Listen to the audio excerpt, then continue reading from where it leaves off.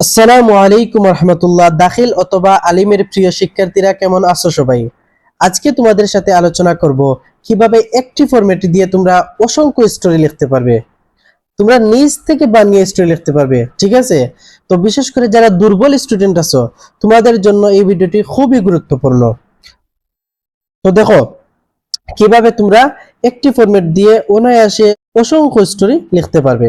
দেখো প্রথমে হচ্ছে দাখিল অথবা আলিম। তুমি দাখিলের হও বা আলিমের হও, তুমি এই ফরম্যাট দিয়ে তুমি স্টোরি লিখতে পারবে, ঠিক আছে? তারপরে দেখো স্টোরি লেখার টেকনিক। একটি স্টোরি শিখলে তোমরা সবগুলো লিখতে পারবে, আর এইভাবে লিখলে তোমরা 10-এর মধ্যে 10 নিশ্চিত করতে পারবে ইনশাআল্লাহ। দেখো তাহলে শুরু করি। প্রথমে হচ্ছে স্টোরি নেম। তুমি স্টোরির নাম অবশ্যই দিতে হবে, ঠিক আছে? তুমি স্টোরির নাম অবশ্যই দিতে হবে। এখন স্টোরির নাম দেওয়ার ক্ষেত্রে স্টোরির নাম হুবহু বইয়ের মতো হতে হবে এমন না, ঠিক আছে? তুমি যে বইয়ের মতোই দিতে হবে এরকম না। তুমি চাইলে বিষয়বস্তুর সাথে মিল রেখে তুমি নিজ থেকে বানিয়ে নাম লিখতে পারো, ঠিক আছে? তবে স্টোরির নাম তুমি অবশ্যই দিতে হবে, ঠিক আছে? দেখো তারপরে দেখো প্রথমে যতটুকু দেয়া থাকবে সেইটুকু লিখতে হবে। তোমার প্রশ্নের মধ্যে কিছু অংশ দেয়া থাকবে, তুমি সেগুলো আগে লিখবে। তুমি দাখিলের হও বা আলিমের হও, তোমার প্রশ্নের মধ্যে দেখবে 2 থেকে 3 লাইন লিখে দেয়া আছে।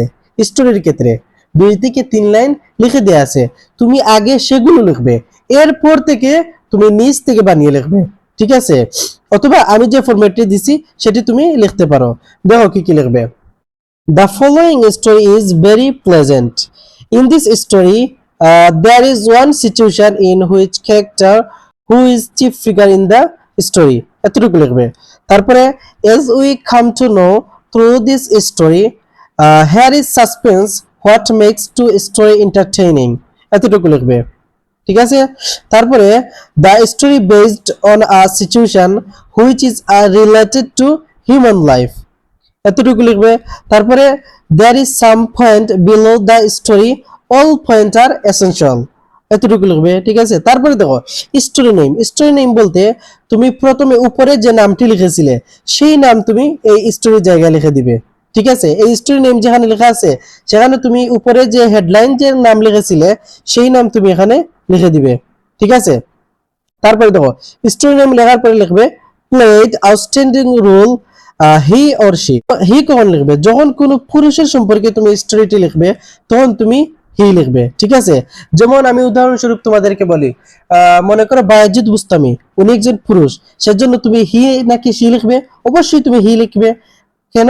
উনি একজন পুরুষ, অর্থাৎ পুরুষের ক্ষেত্রে তোমরা লিখবে হি এবং মহিলাদের ক্ষেত্রে লিখবে শি। স্টোরিটি যার সম্পর্কে বলা হয়েছে উনি যদি মহিলা হয় তাহলে তুমি এখানে শি লিখে দিবে, আর পুরুষ হলে হি লিখবে। আশা করি তোমরা বুঝতে পারছো, ঠিক আছে? দেখো he was highlighted as hero or heroine. Hero কখন? যখন পুরুষ হবে তখন হিরো, আর মহিলা হলে হিরোইন, ঠিক আছে? তারপরে হচ্ছে স্টোরি নেম, অর্থাৎ তুমি হেডলাইনে যে নাম লিখেছিলে সেটি আবার সেখানে লিখে দিবে। দেখো তারপরে দেখো এখানে বাংলায় কিছু লেখা আছে।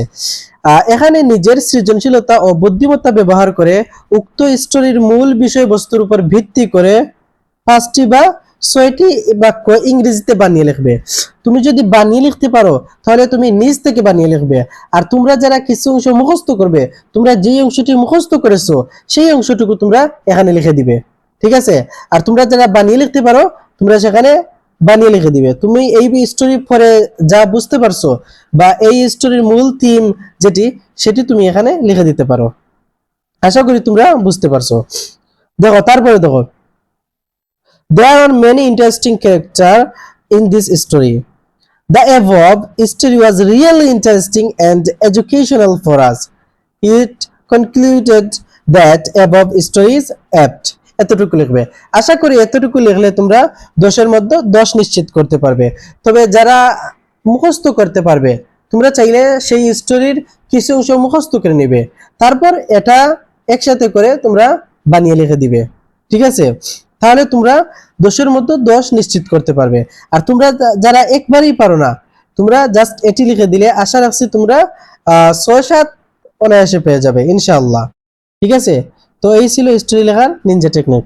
তোমরা আর কোন বিষয়ের ফরম্যাট চাও সেটা তোমরা কমেন্টে বলে যাও, ইনশাআল্লাহ আমি তোমাদের কমেন্ট অনুযায়ী সেটি দিয়ে দেওয়ার চেষ্টা করব। তবে আমি আবার বলছি, যারা দুর্বল স্টুডেন্ট শুধুমাত্র তাদের জন্য এটি বেশি কার্যকরী। আর যারা মুখস্থ করতে পারবে তারা কিছু অংশ মুখস্থ করে নিলে আর এটির সাথে যদি অ্যাডজাস্ট করে বানিয়ে লিখে দেয় তাহলে হয়ে যাবে, ঠিক আছে। আর যারা একবারে পারো না, তোমরা শুধু এটি লিখে দিয়ে আসবে। আশা করি তোমরা বুঝতে পারছো।